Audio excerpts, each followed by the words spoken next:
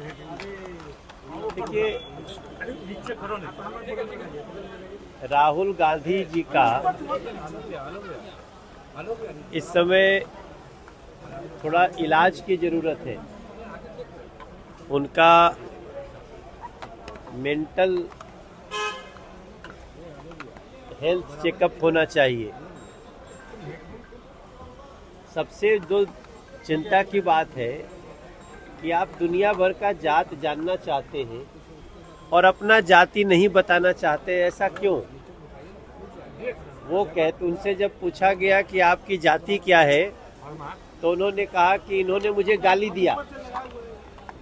अगर राहुल गांधी जी से जात पूछा जाए तो उनको लगता है कि गाली दिया गया है, तो फिर दूसरे की जात पूछते हैं तो वो भी तो गाली हुई। तो वो सबको गाली देना चाहते हैं और अपने को उससे बचाना चाहते हैं। तो मैं समझता हूँ ऐसे व्यक्ति का मेंटल हेल्थ चेकअप होना चाहिए। ये देश अपनी प्रतिभाओं से जिसको जो आगे बढ़ना होता है बढ़ता है, और इस देश के हर बच्चे में प्रतिभा है। जरूरत है समय पे उस प्रतिभा को तराशने की, लेकिन पता नहीं, चूंकि इन लोगों को इतना दिन से सत्ता में रहने का आदत हो गया था राहुल जी को, कि सत्ता से निकलने के बाद वैसे ही तड़प रहे हैं जैसे मछली को पानी से निकाल दो। पेंशन पॉलिसी सब पास कर दी गई है। इस देश के जितने सरकारी केंद्रीय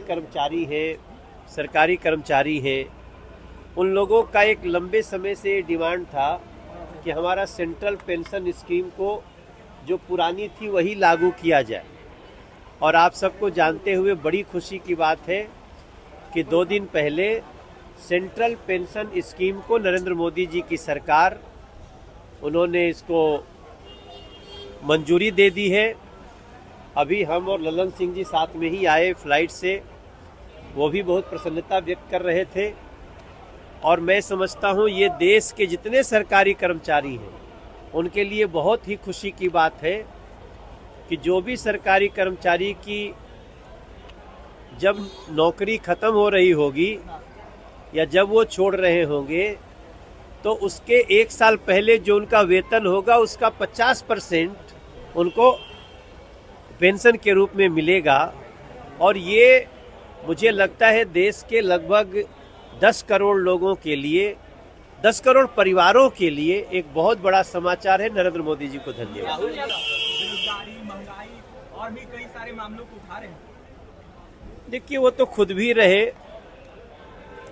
एक बहुत बड़ा वादा करके तेजस्वी बाबू आए थे कि हम आते ही 10 लाख लोगों को नौकरी देंगे। काफी 2.5-3 साल रहे, तो 2.5-3 साल में कम से कम 5 लाख को तो दे देना चाहिए था, लेकिन 500 को भी नहीं दे पाए।